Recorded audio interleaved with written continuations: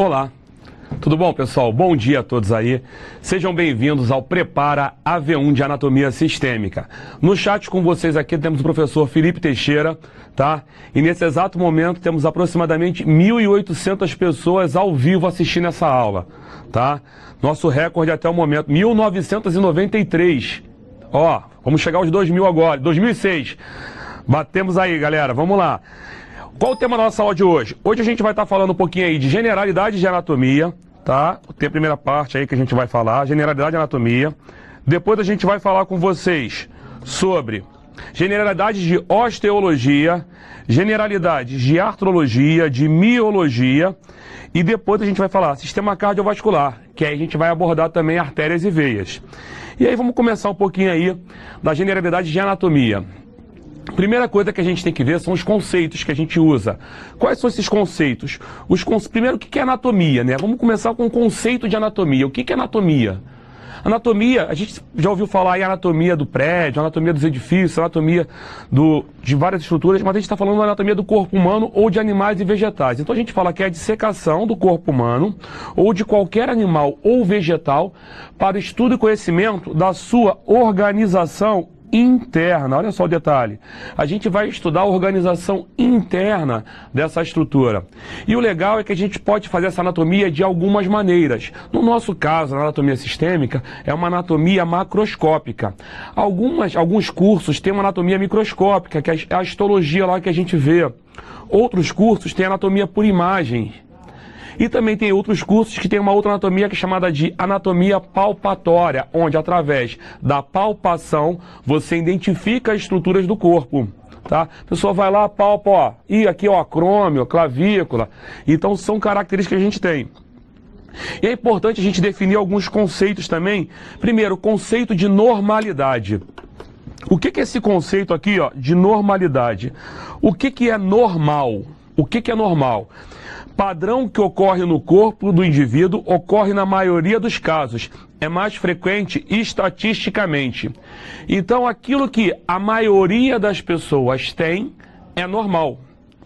Eu sempre dou o exemplo do arco aórtico, porque tem a ver com o nosso tema de hoje. No arco aórtico, você tem saindo ali o tronco braquicefálico, a artéria carótida comum esquerda e a subclave esquerda.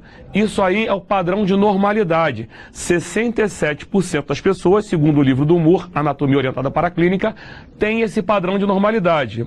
E o restante pode ter outros padrões. E aí a gente tem outros dois conceitos. O outro conceito que a gente fala aí é o conceito de variação anatômica, tá? Variação anatômica são diferenças morfológicas, aqui ó, entre diferentes indivíduos ou órgãos. Agora, vamos lá, galera, já começando com ele aqui, ó, o nosso hashtag fica a dica. Fica a dica, tá? Hashtag fica a dica. Sem prejuízo para a função. Então a variação anatômica ela não traz prejuízo funcional. Já a anomalia são variações morfológicas que acarretam prejuízo funcional. Então quando eu vejo um caso lá que tem prejuízo de função, esse caso a gente chama de anomalia. E monstruosidade, o que é monstruosidade? É uma anomalia tão severa, tá? Ela é tão acentuada que ela é incompatível com a vida. Aqui eu tenho na figura, né, que vocês vão verificar, por exemplo, o normal é que os processos espinhosos lá, né, a lâmina da vértebra se feche formando o processo espinhoso. Esse é o normal. E em alguns indivíduos, ela não se fecha. Eu tenho ali o que a gente chama de espinha bífida oculta. Esses indivíduos, em alguns casos, pode apresentar esse pelinho, esse tufo aqui de pelo na região posterior. Vai trazer algum comprometimento siciliano? Nenhum. Porém, eu tenho indivíduos que quando a gente olha, aqui ó, a dura mater sai. Tanto nesse caso da dura mater, quanto nesse caso aqui, ó, onde sai a dura mater e a medula espinhal, o que eu tenho aqui? tanto na meningocele ou na mielomeningocele, eu tenho, aqui nesse caso, anomalias. Então, ela se fechou normal. O processo espinhoso se fechou normal. Esse conceito é o conceito de quê? Normalidade. Ah, não se fechou, só ficou ali uma espinha bífida, que muitas vezes é identificada através de um achado radiográfico. O nome disso aí a gente vai chamar de variação anatômica. Saiu a dura mater e saiu a medula espinhal. Traz prejuízo funcional, é uma anomalia. Se isso acontece na região cervical, que é tão severa, que leva o indivíduo a óbito, esse caso é conhecido como monstruosidade. Tá? Seguindo aí. E esses nomes, quem é que define esses nomes da anatomia? Ah, esses caras aí chegam e resolvem colocar nome. Todo anatomista é maluco? Não, nenhum anatomista é maluco. A gente até gosta lá de nomes diferentes, tudo, mas quando a gente vai lá, a gente está seguindo a terminologia internacional, que quem define é o órgão internacional, é a Federação das Associações de Anatomia. Então a IFAA, a Federação Internacional das Associações de Anatomia, ela determina qual vai ser o nome das estruturas. E esses nomes, eles são feitos numa língua morta, que é o latim. No caso nosso do Brasil, a gente tem lá o órgão responsável, que é a Sociedade Brasileira de Anatomia, a SBA, tá? É o órgão responsável por regulamentar a terminologia anatômica em português para o Brasil. Ela também fornece, quando você adquire o livro lá da terminologia anatômica, sai um exemplar para a terminologia anatômica para outros países de língua portuguesa, principalmente Portugal. Porque, por exemplo, aqui no Brasil a gente chama de fíbula, porque fíbula no latim significa lança. Lá em Portugal ainda fica como perônio. Nas nossas provas aqui eu tenho certeza que nenhum professor vai aceitar se você colocar perônio, é só fíbula. E aí vem o detalhe mais importante. Isso aqui, ó, todos os alunos aí, ó, do Brasil inteiro, pode ter certeza. Vamos lá, fica a dica para vocês. Isso vai cair na prova de vocês. Um hashtag fica a dica. Posição anatômica. Primeiro, para que ela serve? Ela serve para padronizar. Então vamos lá, ela padroniza, tá?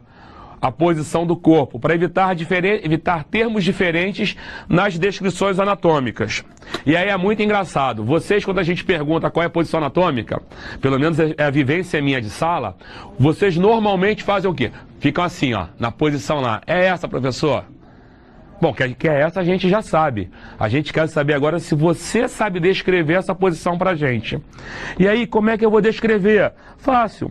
Primeira coisa, posição bípede. Corpo ereto. Aqui, ó, vocês costumam errar nesse ponto. Esse pontinho aqui, ó, vocês erram. Porque é membro superior estendido ao longo do corpo, com a palma das mãos voltadas anteriormente. Vira e mexe, vocês colocam lá braço. Galera, braço é só essa parte aqui, ó. Braço, antebraço e mão. Então não. Membros superiores estendidos ao longo do corpo, com a palma das mãos voltadas anteriormente. Os pés têm que estar paralelos, ó lá, aqui ó, na imagem, com a ponta dos dedos voltadas anteriormente, ou para frente, tá? E a face voltada anteriormente. Alguns livros, alguns autores falam olhando para a linha do horizonte. É lindo.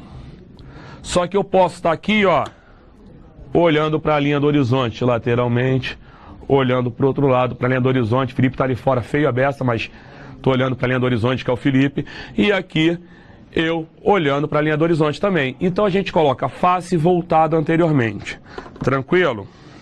A gente tem que usar termos de delimitação, que são os planos de delimitação e planos de secção. Os planos de delimitação, quais são os que a gente usa? Tudo que está na frente, a gente chama de anterior ou ventral. Tudo que está atrás, posterior ou dorsal. Tudo que está do lado, lateral esquerdo, lateral direito. Tudo que está acima, superior ou cranial. E tudo que está abaixo, inferior ou caudal. Então, aqui é superior, aqui é inferior ao caudal, nessa região aqui anterior ou ventral, posterior ou dorsal, lateral direito, lateral esquerdo, tá? E eu uso também o que a gente chama de planos de secção, que são planos de corte do corpo. Lá no Atlas você pega e está escrito lá assim, corte, vista mediana, corte mediano, corte transversal, corte coronal. Que desgraça é essa? É fácil, é só olhar ali e falar assim, não. Lembra daquele gordo careca na aula do preparo? Então, ele mesmo falou para você assim, olha, lá tá, tem um plano de secção. O primeiro que a gente fala é o plano mediano. Plano mediano, sagital mediano. Ele faz o quê? Ele divide o corpo em duas partes simétricas. Simétricas, quer dizer que se a gente considerar ossos, articulações e músculos, são simétricos. Tudo que eu tenho para o lado esquerdo, eu tenho para o lado direito. Então, simetricamente dividido. Tudo para o lado esquerdo, tudo para o lado direito. Então, vai fazer aqui o meio. E aí vem uma dica. Todos os ossos ímpares estão no plano mediano. Porque se eu só tenho um, tá? Simplesmente, se eu só tenho um, ele tem que estar no plano mediano. Mas as vértebras são 33. São 33, mas cada vértebra é uma. Então estão todas no plano mediano. O externo está no plano mediano. Costela, tem uma de cada lado. Então automaticamente tem essa divisão. Tá? Os planos paralelos ao sagital mediano, eu chamo de quê? De parassagitais ou de sagitais paramedianos.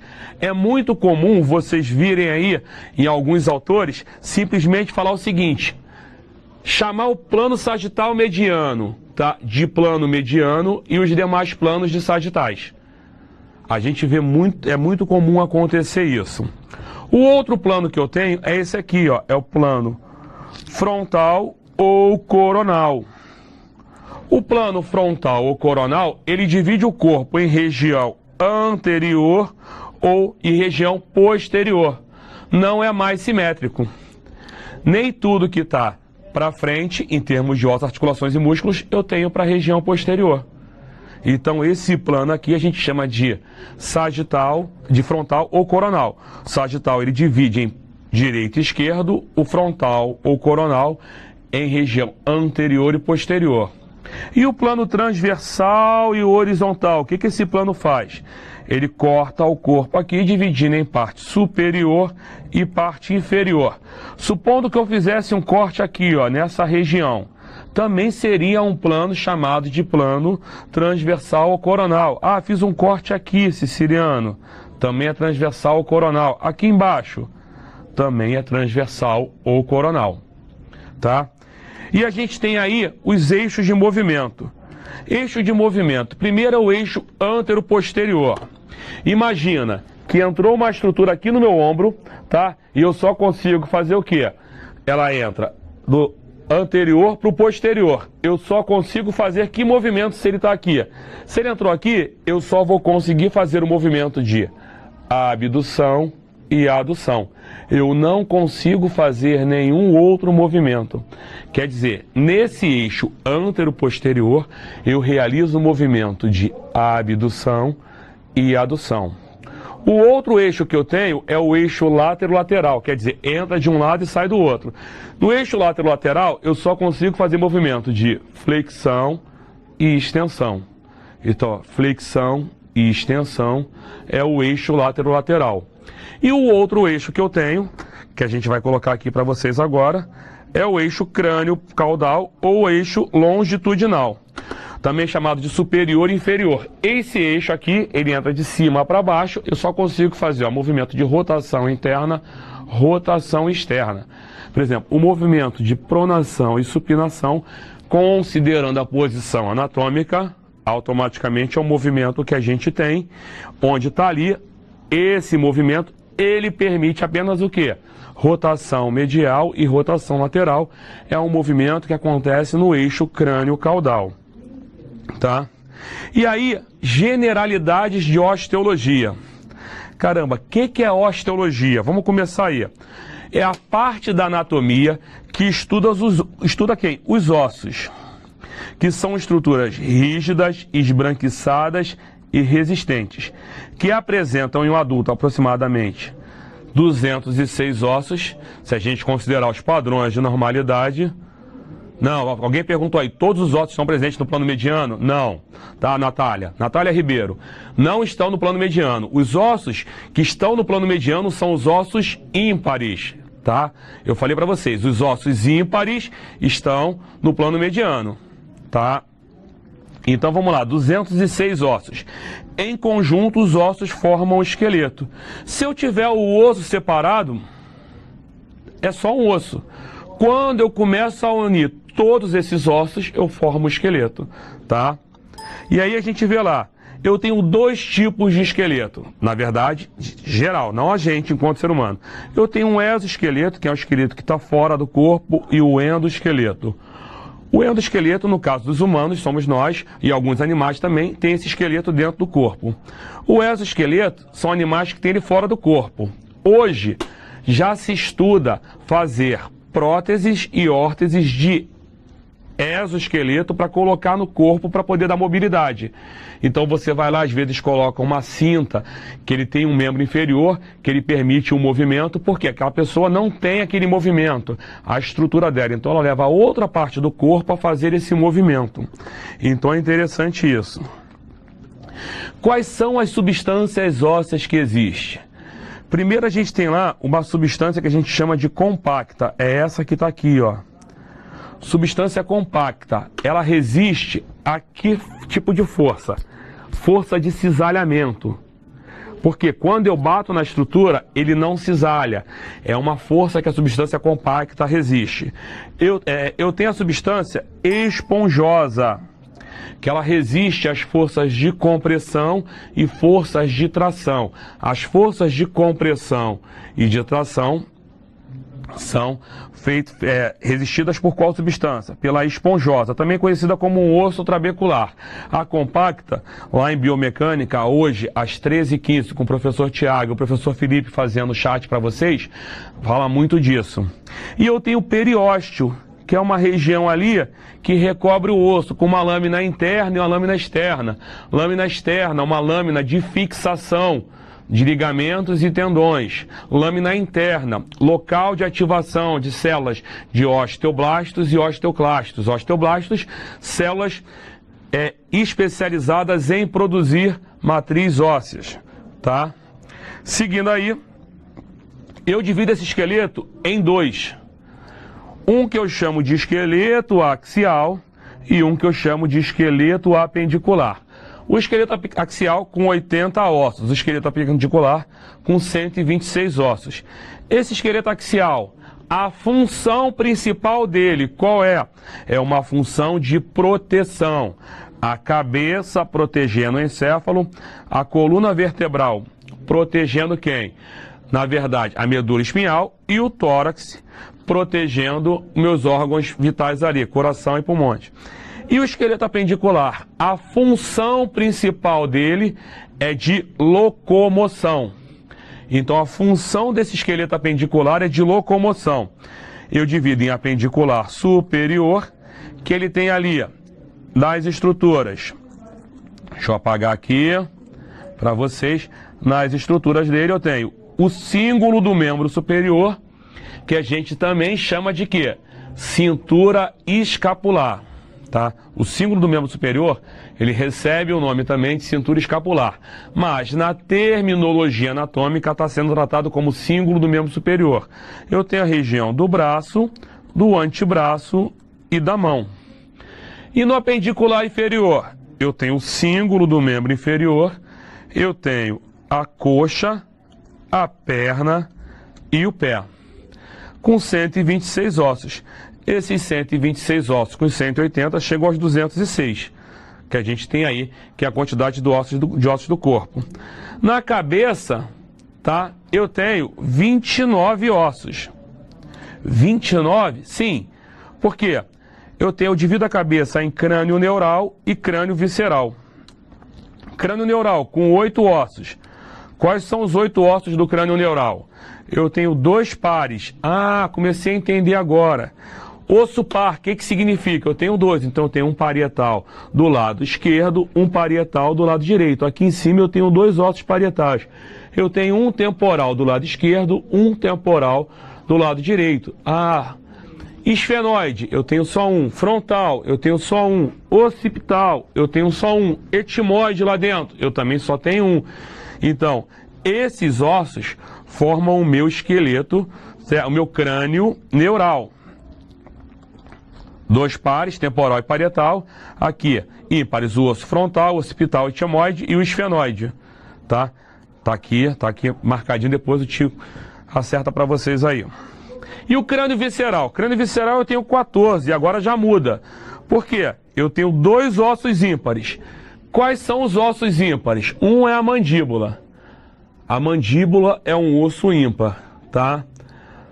Até hoje eu só vi num livro tratando ele como um par na criança por conta de uma sínfise mandibular, que é o livro do Alexander Spencer. O outro osso ímpar que eu tenho é o vômer, que ele está lá atrás do osso palatino.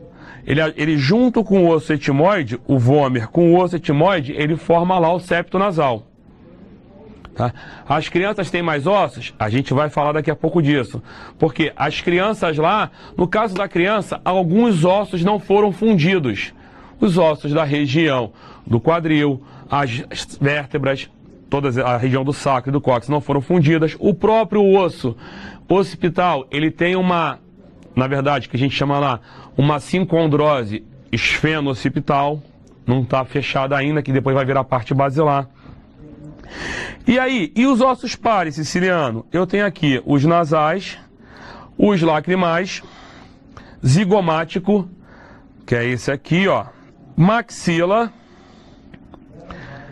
palatino, que está lá junto com o processo palatino da maxila, formando o céu da boca, e eu tenho aqui a concha nasal inferior.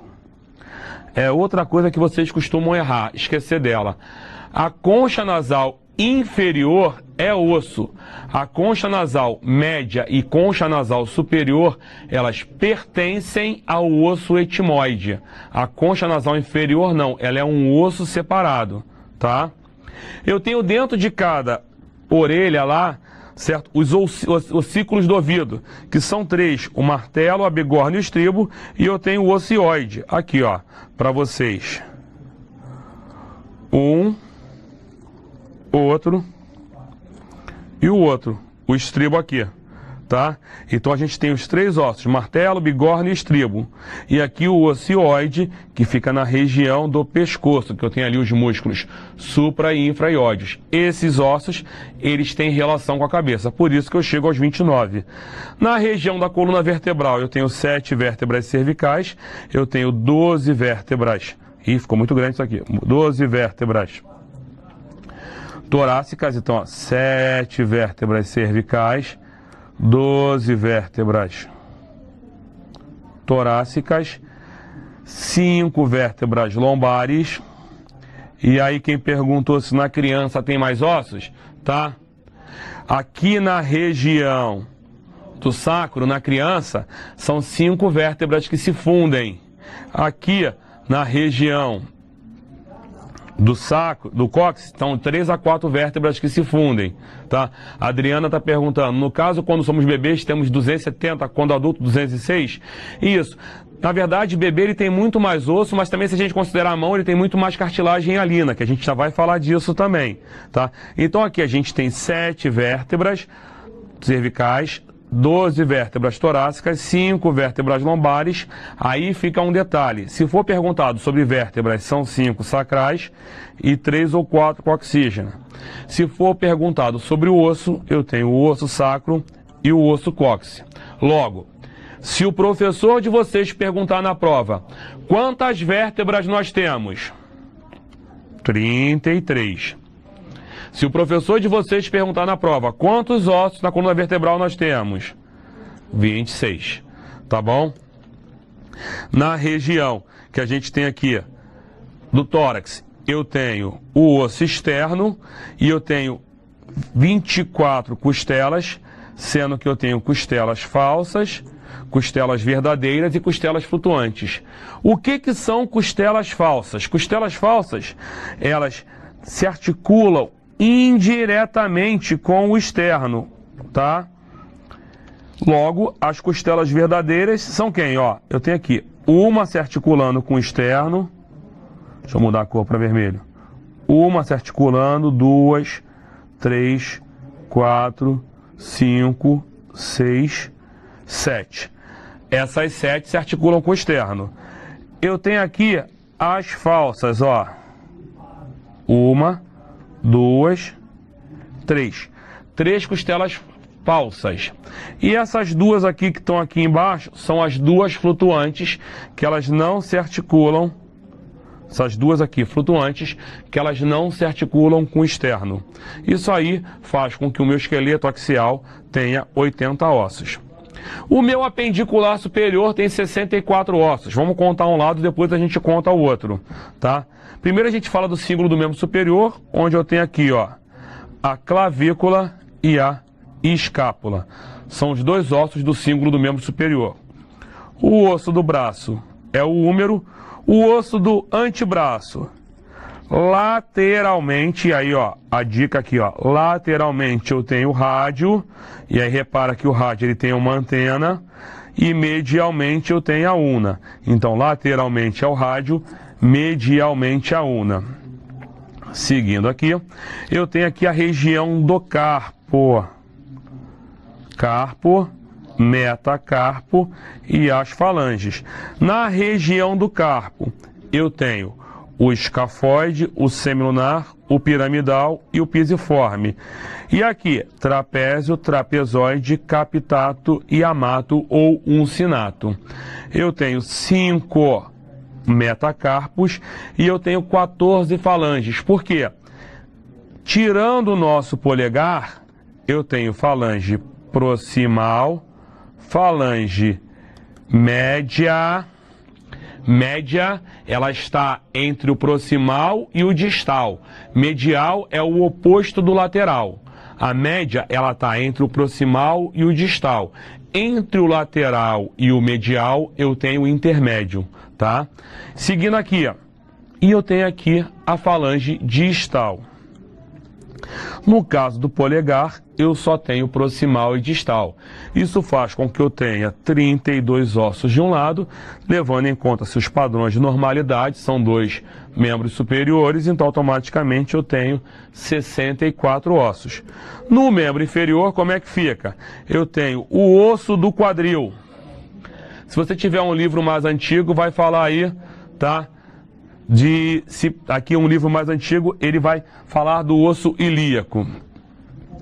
E aqui, o nome correto, osso do quadril, formando quem? O cíngulo do membro inferior, também conhecida como cintura pélvica. Eu tenho aqui um de cada lado, só tenho um. Então a gente está contando um lado só. Eu tenho o osso da coxa, que é quem? O fêmur. Fêmur é interessante, porque tudo que se refere ao fêmur, a gente depois pronuncia com O. O fêmur é com U, mas a artéria femoral, o reto femoral, tudo isso é com O, tá? Eu tenho aqui na perna medialmente a tíbia, lateralmente a fíbula, entre a coxa e a perna, não é no meio da perna, é entre a coxa e a perna. Eu tenho a patela, que está localizada no joelho, e eu tenho a região do pé, que eu tenho os ossos do tarso, do metatarso e as falanges.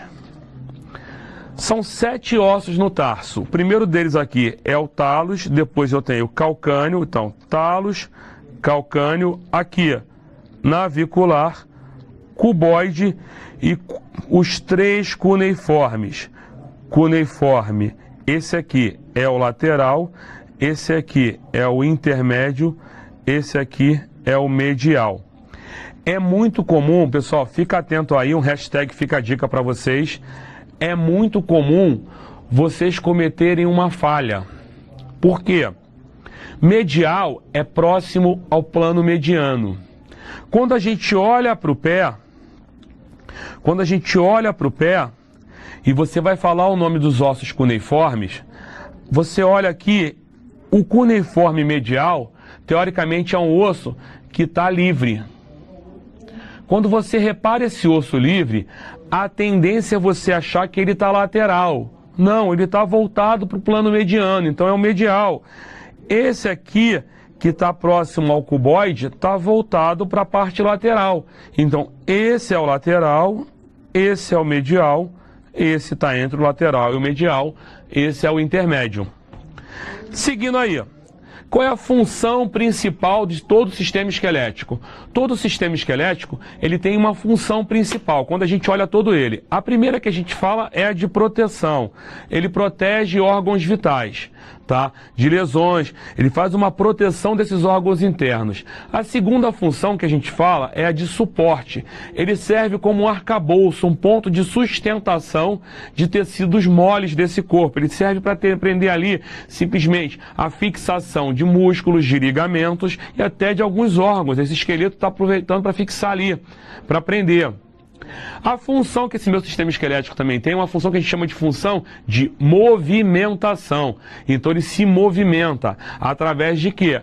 Do sistema de alavancas, onde você vai lá e coloca e prende nele um músculo, ele se move e gera um movimento, é o sistema de alavancas. Sistema de função de depósito de minerais, de cálcio, fósforo, potássio lá, ele serve como um depósito de minerais e ele tem uma função de produção de células sanguíneas, que a medula óssea vermelha lá produz sangue. Então é uma função hematopoiese, uma função hematopoética, tá? Essas são as funções gerais do sistema esquelético. Não confunda as funções gerais com as funções específicas do esqueleto axial, que tem uma função de proteção, e o esqueleto apendicular, que é a função específica dele de movimentação. Mas quando eu olho todo o sistema esquelético, o que eu verifico lá? No sistema esquelético, de maneira geral, eu olho e percebo que o meu esqueleto, ele tem uma função de proteção, uma função de suporte, uma função de movimentação, uma função de depósito de minerais e uma função de quê? De hematopoiese. O esqueleto axial. Qual é a função específica do esqueleto axial? Função específica do esqueleto axial. Proteção.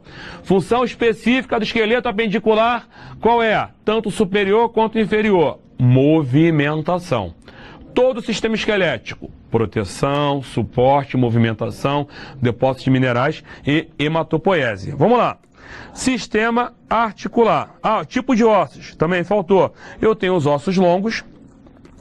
Ossos longos, ele tem comprimento predominando sobre a espessura e sobre a largura, então eles são longos porque o comprimento deles é maior, tá? A falange é um osso longo, mesmo ela sendo um osso pequeno, ela é um osso longo, tá?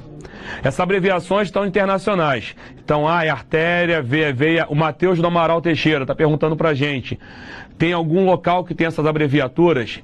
Na nômina, ela fala A é artéria, V é veia. A artéria, VV veias, N é nervo, NN nervos, MS membro superior, MM, SS membros superiores, MI membro inferior, MM, II, membros inferiores, tá? E ligamento, LIG, ligamentos. Essas abreviaturas estão lá, tá? Pra gente. O Gabriel Antônio Pires está perguntando dos ossos do ouvido. Eu falei, martelo, bigorna e estribo. Mostrei na imagem deles. Tá? Seguindo aí, galera.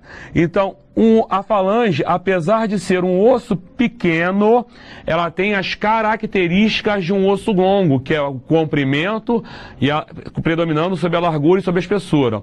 Um osso curto, são os ossos do carpo ali, o melhor exemplo que a gente tem, ele tem uma equivalência de comprimento, largura e espessura. Tá? Posso dizer que o símbolo do membro superior é o ombro e a escápula? Não. Valisson Silva, o símbolo do membro superior, ele é composto pela clavícula e pela escápula, tá? Ele também é conhecido como cintura escapular. E no símbolo do membro inferior, se você for aluno de fisioterapia, medicina, alguns cursos que lidam diretamente com essa estrutura, Os ossos da cintura pélvica, do cimo do membro inferior, quando a gente se refere a ossos, está se referindo à bacia. Quando se refere aos órgãos internos, está se referindo à pelve, tá? Kleber Alves Santana Júnior, osso ímpar, só tem um, tá? Osso ímpar só tem um. A Natália Ribeiro está perguntando, os fenóides têm asa maior e menor. É correto? Sim, mas esse conteúdo é o conteúdo de anatomia do aparelho locomotor. Na anatomia sistêmica a gente não fala de acidentes anatômicos. Seguindo aí, então os ossos curtos pra gente, ele tem o comprimento, a espessura e a largura tendo o quê? Equivalência. Plano ou laminar, caracterizado por quê? Comprimento e largura predomina sobre quem? Sobre a espessura. É um plano ou laminar, tá? Quando a gente vai lá e começa a ver, se ele não tem forma definida, ele é um osso irregular. Cristina Gomes Peçanha Gama, não falei que a mandíbula é um osso par. Eu falei que tem um autor que ele cita ela na criança como um osso par em virtude dela ter uma sínfise na criança, que ela se sinostosa ali e ela junta. E o autor que citava isso é o livro do Alexander Spencer, o livro Anatomia para o Estudante de Medicina. Tá? Mas é o único autor que eu vi citar essa sínfise. Só dei um exemplo lá, mas a mandíbula é um osso ímpar. Osso irregular. Um osso irregular é um osso sem forma definida. Alguns ossos, eles têm outras características. Ele pode ser o quê? Ele pode ser pneumático. Ossos pneumáticos são ossos que têm cavidades. Eles apresentam cavidades. São os seios. Seios. Seios que vem do latim sinus. Que a gente vai lá e coloca o sufixo it, certo? Sinusite, inflamação dos seios, tá? Visceral é como se fosse a face, sim, é o víscero crânio, crânio visceral. Outro osso que a gente tem são os ossos sesamoides. Os ossos sesamoides, eles estão caracterizados por estar onde? Dentro da cartilagem, ou dentro da onde? Da cápsula articular, próximo ao tendão. O melhor exemplo para a gente falar de um osso sesamoide é a patela. Tem até os próprios ossos sesamoides que estão lá no hálux, no dedão do pé. E artrologia, o que é artrologia? Vamos falar um pouquinho disso aí. É a união de duas ou mais estruturas que podem ser ossos, cartilagens ou tecido fibroso. Esta união pode ou não permitir movimento livre, de acordo com o tipo de tecido e as características próprias da articulação. Seguindo aí, a gente vê que a gente divide em fibrosas, que são caracterizados por serem imóveis, e eu boto aqui entre aspas, depois eu explico já. Cartilaginosas, que são semi-móveis, e as sinoviais, que são articulações móveis. As fibrosas, elas têm como característica tecido conjuntivo fibroso. Elas são imóveis por quê? Porque quando a gente olha lá, pega um crânio, quando você olha um crânio e vê aquela sutura sagital, você percebe que é como se fossem várias serras ali juntas. A sutura escamosa, que é uma sobre a outra, se eu der uma pancada, ela vai fazer uma leve movimentação. Por isso que eu coloquei o imóvel entre aspas. Claro que à medida que eu vou envelhecendo, essas estruturas elas vão acontecendo o quê? Elas vão se fechando, Aí você pega um crânio mais idoso, ele está todo fechado, ele não aparece nem quase sutura. Tá? Um crânio que era de um idoso. Eu classifico ela em dois tipos. As suturas, que são formadas, né, por interdigitações lá curtas, fibras de conexão curtas, e as sindesmoses, que são fibras de conexão mais longas. As suturas estão no crânio, as sindesmoses não. Aqui, ó, a gente percebe uma membrana interóssea que a nômina, ela trata como uma sindesmose. A articulação tibiofibular distal também é um ligamento lá, é uma articulação, na verdade é um ligamento, é uma articulação do tipo sindesmose. Quando a gente vai para a cartilaginosa, são ossos unidos por cartilagem. Eu divido em dois tipos. Uma que é a cicondrose, que ela é composta por cartilagem e hialina, tá? Cartilagem e hialina são as articulações do tipo cicondrose, que ela pode ser de dois tipos. Quais são os dois tipos? Temporárias e permanentes. Lembra aí que seu professor falou que na criança tinha lá 270 ossos? Tá? Então, na criança, com 270 ossos, porque muitos ossos não se juntaram. Ou então, você pega aqui, vou ter uma imagem para vocês, aqui a região da mão, ó, olha o espaço que eu tenho aqui, ó. Vamos pegar aqui, ó. Olha essa mãozinha aqui de uma criança de 2 anos. Olha os espaços que eu tenho aqui, ó, entre os ossos. Você repara aqui, ó, que eu tenho um espaço maior, tá? Você pega uma criança de 11 anos e pega um adulto. Se você olhar aqui, se eu fosse fazer uma contagem, você imagina eu fazer uma contagem na mão desse indivíduo de 11 anos. Automaticamente você começa a perceber que só aqui no rádio, teoricamente, eu tenho um e mais um osso aqui, que é um pedaço do outro. Então, isso aqui são formados por cartilagem e hialina, são ossos, são cartilagens que são substituídas por ossos. Porém, eu tenho as sincondroses permanentes. Por exemplo, a cartilagem costal é uma sincondrose permanente. A moleira da criança, Larissa Nunes, é um exemplo de uma sincondrose. Ali existe cartilagem e hialina, tá? Larissa Nunes falando com a gente. Seguindo aí, eu tenho aqui as sínfises, que também são articulações, tá? A diferença das vértebras torácicas para a lombar. A Isabelle está perguntando, tá? Isabelle, a diferença da torácica. Na vértebra torácica, eu tenho a presença da fóvea costal, porque as costelas se articulam. Além de eu perceber que o processo espinhoso dela é longo, único, tendendo a se verticalizar. Já nas vértebras lombares, eu tenho um processo espinhoso mais achatado, mais quadrado, tá? E nas vértebras lombares, eu tenho a presença do processo, ainda das vértebras lombares, eu tenho a presença do processo acessório, tá? Seguindo aí, eu tenho aqui a região das sínfises. Na sínfise aqui, ó, que são articulações cartilaginosas, que estão formadas por quê? Por cartilagem fibrosa, aí eu falo das sínfises, eu tenho 2 casos. Aqui, eu tenho um exemplo, nesse caso aqui, com a sínfise púbica e aqui o disco intervertebral, tá? São exemplos. Seguindo aí, eu tenho as articulações sinoviais.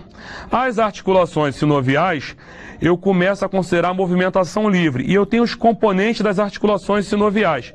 Quando eu falo das articulações sinoviais, eu verifico aqui que ela tem que ter uma cápsula articular fechando toda a articulação.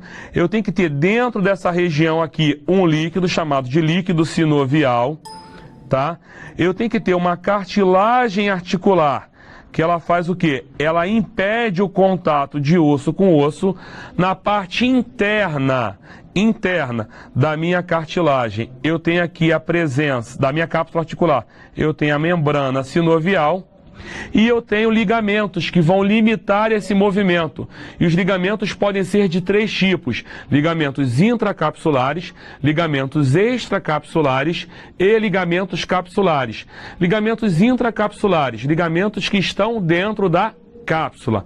Ligamento extracapsulares, ligamentos que estão fora da cápsula, tá? E ligamentos capsulares são ligamentos que formam a cápsula.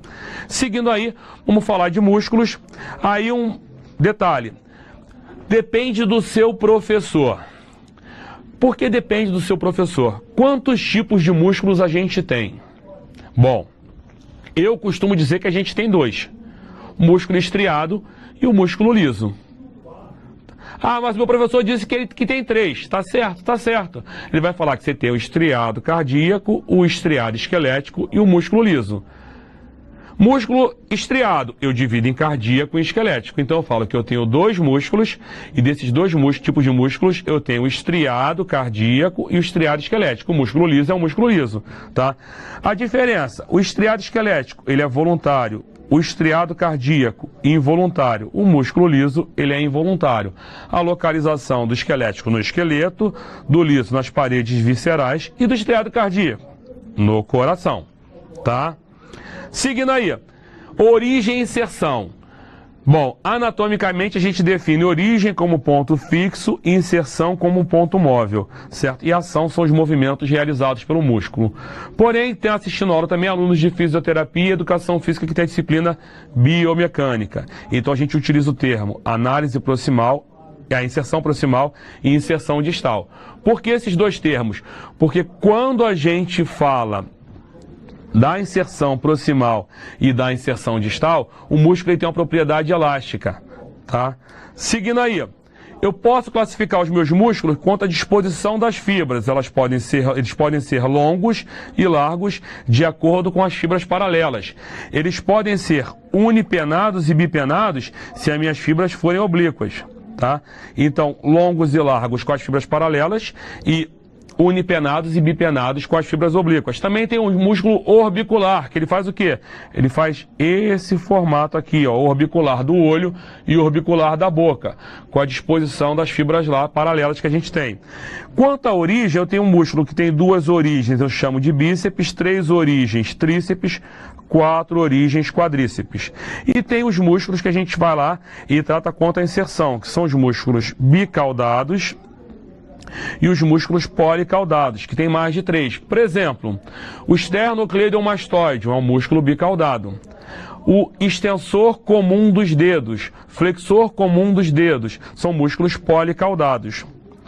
Quanto ao ventre muscular, eu tenho músculos, quando a gente olha lá, que ele tem 2 ventres musculares. Exemplo siciliano, músculo digástrico.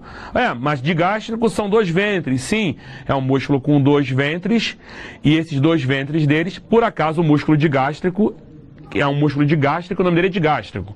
O outro músculo que a gente tem é o músculo homoioide, é um músculo que tem 2 ventres musculares. Tá? Poligástrico, o melhor exemplo para vocês, reto abdominal, tem vários ventres musculares esse músculo. Classifico o músculo quanto à ação dele, se ele é flexor, se ele é extensor, se ele é abdutor, adutor, rotador. Classifico quanto à extensão. E classifico com os critérios funcional. Agonista é o músculo agente principal na execução do movimento. Antagonista é o músculo que se opõe ao trabalho do agonista. Músculo neutralizador, que alguns autores chamam de sinergista. Ele atua no sentido de impedir, aí aqui um detalhe, movimentos indesejados produzidos pelo agonista. Por quê? Só pelo agonista. Porque quando a gente olha do fixador, são músculos que não estão envolvidos na articulação do músculo principal, mas eles estabilizam diversas partes do corpo distante. Por exemplo, se eu tentasse fazer um movimento de flexão de cotovelo, a tendência minha da minha escápula era se prostrar, era fazer o quê? Uma protração dela, jogar para frente. Os meus romboides vão fazer o quê? Vão tentar segurar essa estrutura. Os meus estabilizadores da coluna, os eretores, ilho costal, longuíssimo do dorso e o espinhal, vão manter o meu corpo ereto. Tranquilo? E aí a gente fala de sistema cardiovascular. Sistema cardiovascular é um sistema fechado, sem comunicação com o exterior, constituído por tubos, que são os vasos, no interior dos quais circulam os humores, que são quem? O sangue e a linfa. Tá? Ele tem um órgão central ali, que é o coração, que ele funciona como uma bomba contrátil propulsora, e a função principal dele qual é? Levar oxigênio e material nutritivo às células. Tá? E aí a gente começa a falar do coração, eu não podia deixar de falar, meu coração é vermelho e preto. Tá? Seguindo aí, esse coração é um órgão muscular oco, que funciona como uma bomba contrátil propulsora. Bomba contrátil propulsora. É formado por tecido muscular estriado cardíaco, que constitui a camada média, mas não é por isso que ele se chama miocárdio. Ele se chama miocárdio porque mio é o prefixo de músculo, tá? A camada mais interna se chama endocárdio e a camada mais externa epicárdio, que na verdade essa camada mais externa nada mais é que a lâmina visceral do pericárdio seroso. A gente quando para ver, você pensa aqui no coração, eu tenho aqui um coração, tá? Por fora dele eu tenho aqui, ó, o epicárdio, que é a lâmina visceral. eu tenho uma lâmina mais externa aqui, ó, que é a lâmina parietal, e recobrindo todo ele, eu tenho o pericárdio fibroso. A lâmina visceral com a lâmina parietal forma o pericárdio seroso. E a lâmina visceral, aí o pericárdio fibroso, junto com esse outro, forma quem? Forma o nosso pericárdio. Mas quando a gente vai olhar só o coração, se eu estiver olhando só o coração sim, ali eu tenho o epicárdio, mas toda a estrutura é pericárdio, que eu divido em pericárdio fibroso e pericárdio seroso. O pericárdio seroso eu divido em lâmina parietal, que está ligada ao pericárdio fibroso, e lâmina visceral, que está ligada ao pericárdio, ao coração, chamada de epicárdio, tá? Ele tem a forma de um cone truncado. É uma característica desse coração, a forma de um cone truncado. Ele apresenta, muitos alunos perguntam sobre isso, a base dele é superior e o ápice é inferior. Ele tem uma face externo-costal, ó, que está voltada para o externo e para as costelas. Ele tem uma face voltada para o diafragma, uma face diafragmática, está voltada para o músculo diafragma. E tem uma face ali que a gente chama de pulmonar, que está ali voltada para as pleuras do pulmão. Então são características desse nosso coração, tá? É a forma dele. Na base a gente encontra quem? Os vasos da base, que são ali os átrios, e os átrios não, são as artérias e veias que estão chegando e saindo do coração. São vasos por onde o sangue chega e sai do coração. Seguindo aí, ele está localizado aonde? Na cavidade torácica, atrás do externo, acima do músculo diafragma, sobre o qual em parte repousa, no espaço compreendido entre as pleuras, conhecido como o quê? Mediastino. Siciliano, posso colocar só mediastino? Pergunta ao seu professor. Tá? Os meus sabem a informação. Aqui a gente tem uma resposta elétrica do coração, né? Porque ele recebe estímulos elétricos, por isso ele se contrai, que a gente chama de marca-passo cardíaco. Quando você olha o marca-passo cardíaco, eu tenho algumas estruturas. A informação nervosa, ela chega no nó sinoatrial. No nó sinoatrial, que ela está chegando ali, que é esse primeiro aqui, ó, esse aqui que a gente está marcando aqui, ó, nó sinoatrial, ele vai disparar por 3 tractos, chamados de tractos internodais. Opa, inter, significa que está entre os nós, para o nó atrioventricular. Daqui ele sai por um feixe atrioventricular comum, vai para o ramo direito, ramo esquerdo, e aí vem para as fibras, né, ou para os ramos subendocárdicos. Isso aí a gente chama de sistema de condução, marca-passo cardíaco. O meu coração, tá? Eu vou desenhar aqui, na morfologia interna, eu tenho paredes. Os meus alunos já estão acostumados com o meu coração. Para quem não está acostumado, vai ver aqui, ó. Isso aqui, quadrado, é o meu coração. Tá? Quadrado não, retangular, na verdade. Tá? Esse meu coração retangular, eu tenho uma parede que divide a parte superior da parte inferior. Essa parede aqui é o septo atrioventricular. Então ele separa o átrio do ventrículo. Aqui eu tenho uma outra parede que separa o átrio, é o septo interatrial. E eu tenho aqui uma outra parede chamada de, deixa eu botar aqui outra cor, preto, apagar aqui, apagar tudo. Vou apagar e colocar de novo, tá? Então aqui, ó, septo atrioventricular, septo interatrial, e por último aqui, um septo interventricular. Nele eu tenho algumas válvulas. Uma válvula atrioventricular direita, também conhecida como válvula tricúspide, porque ela tem 3 válvulas. Uma válvula atrioventricular esquerda, conhecida como válvula bicúspide, porque ela tem 2 válvulas. Tem 2 válvulas de saída aqui, ó. Essa aqui, deixa eu mudar a cor. Essa aqui, ó, é a válvula pulmonar. E essa aqui, aí agora novamente, volta para o azul aqui, a válvula da aorta, tá? São as válvulas atrioventricular direita, atrioventricular esquerda, direita também conhecida como tricúspide, esquerda como bicúspide, e a válvula pulmonar e a válvula da aorta. A válvula bicúspide recebe um outro nome. Qual é o nome que a válvula bicúspide recebe? Essa válvula bicúspide, ela recebe esse nome por uma característica, ela recebe o nome de mitral. Por quê? Porque alguém olhou essa estrutura e achou que ela parecia com a mitra. Aqui, ó, o chapéu do Papa, tá? E botou lá válvula mitral. Por isso que ela recebe esse nome, a mitra do bispo, do Papa lá. Nesse coração, para segurar essas válvulas, eu tenho aqui os músculos papilares que vão segurar essas cordas aqui, que são chamadas de cordas tendíneas. Essas cordas sustentam essas válvulas.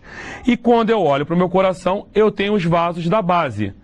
Ligado aonde? Às câmaras. Quantas câmaras tem meu coração? Bom, se eu tenho septo, átrio ventricular, eu separo átrio do ventrículo. Teoricamente, já falei de duas. Bom, eu tenho o interatrial. Separo os átrios em dois. Átrio direito e átrio esquerdo. Interventricular. Separo o ventrículo em dois. Ventrículo direito e ventrículo esquerdo. Então, quando eu vou olhar lá, meu coração tem 4 câmaras. Átrio direito, átrio esquerdo, ventrículo direito, ventrículo esquerdo.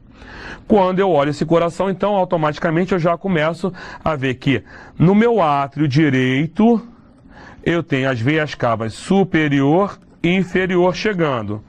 No meu átrio esquerdo, eu tenho as veias pulmonares. No meu ventrículo direito, eu tenho o tronco pulmonar saindo aqui. No meu ventrículo esquerdo, eu tenho a artéria aorta com seus 3 ramos saindo. Seguindo aí, a gente fala de circulação. E aí, vou fazer bem aqui, ó. Hashtag fica a dica. Pode ter certeza que o seu professor vai pedir isso na prova. Posição anatômica. Circulação, tem certeza, vai cair na prova. Tá? Tão certo quanto lágrimas. Mas seguindo aqui, a gente vê aqui. Primeiro eu chamo de pequena circulação. Certo? Também conhecida como circulação pulmonar ou circulação purificadora. É quase que uma oração. Tem início no ventrículo direito, de onde o sangue rico em CO2 é bombeado para a rede capilares do pulmão, tá? Dos pulmões, via tronco pulmonar, que se divide em artéria pulmonar direita e esquerda. Ele chega no pulmão, sofre hematose, ele deixa o gás carbônico e pega oxigênio e retorna ao átrio esquerdo por 2 veias pulmonares, rico em oxigênio, tá? Se dirigindo então aqui para o ventrículo esquerdo, mas ele volta para onde? Para o átrio esquerdo. Então ela sai do ventrículo direito, vai para o pulmão via tronco pulmonar rico em gás carbônico. Isso é um detalhe, porque aquele conceito de artéria só passa sangue com oxigênio e veia só passa sangue com gás carbônico, ele morre aqui. A grande circulação tem início no ventrículo esquerdo, de onde o sangue sai rico em oxigênio, é bombeado para a rede capilar de todo o organismo via artéria aorta, troca o sangue no corpo e ele volta rico em CO2 para o átrio direito via veias cavas superior e inferior. Às vezes vocês esquecem um detalhe, coloca que ele vai direto para o ventrículo, não pode, senão o indivíduo morre. Uma circulação colateral, imagina que uma dessas estruturas aqui, ó, começa a ser o quê? Obstruída por conta de uma placa de ateroma. Então o corpo ele vai criando caminhos alternativos para essa principal. Isso é a circulação colateral. São caminhos alternativos que são criados, tá? E aí, sistema arterial e venoso. As artérias são tubos cilindroides que levam o sangue circula com força centrifugamente em relação ao coração, que eles fogem, saem do coração. De cara, eu tenho 2 ali, ó, que são as minhas coronárias, direita e esquerda, que elas vão fazer ramos ali entre interventricular. Saiu ali, encontrei o arco aórtico, vou mudar aqui a cor para vocês. Ele encontra aqui o tronco braquicefálico, que do tronco braquicefálico vai sair aqui, ó, pela subclávia direita. Aí do tronco braquicefálico, carótida comum direita, depois vem aqui ainda do arco aórtico, a carótida comum esquerda e a subclávia esquerda. Carótida comum significa que então que eu tenho uma carótida interna e externa. Seguindo aí, a gente começa a ver que essa carótida interna, externa, ela vai gerar irrigar a região de cabeça, e a interna vai fazer o que com a gente? Vai levar sangue para a região do cérebro. Quando a gente verifica lá, na região do cérebro, a carótida interna, ela vem, gera aqui uma cerebral média, gera aqui uma cerebral anterior, com a comunicante anterior e uma comunicante posterior. Para essa região continuar irrigada, vem aqui, ó, saindo aqui da minha subclávia, sai a artéria vertebral, que passa por dentro dos forames transversários das vértebras cervicais, gerando a artéria basilar e aqui, ó, formando a cerebral posterior. Isso aqui forma o polígono de Willis, ou círculo arterioso cerebral. Da subclávia, ela passa na região da axila, virando a artéria axilar. Da artéria axilar, ela vem aqui, passa aqui, ó, para a artéria braquial, artéria braquial, artéria radial, artéria ulnar, formando aqui um arco palmar profundo e um arco palmar superficial. Seguindo aí, ela vem pra gente e entra no arco aórtico e começa a fazer, ó, a artéria torácica, a aorta abdominal, onde na aorta abdominal eu tenho aqui, ó, de cara, tronco celíaco, tá? Marcando aqui para vocês, tronco celíaco, é esse primeiro aqui, mesentérica superior, mesentérica inferior. As que vão para os rins, artérias renais, as que vão para as gônadas, artérias gonadais, e seguindo aqui, eu tenho a ilíaca comum, que se divide em ilíaca externa e interna, artéria femoral, poplítea, tibial anterior, tibial posterior, que vai gerar lá a artéria fibular. Pessoal, espero que tenha contribuído para vocês aí, para a nossa AV1, tá? Não deixe de estudar sistema venoso também. Um abraço, uma boa prova aí, e não esqueça de fazer o avaliando aprendizado também, tá? Uma boa prova para todos.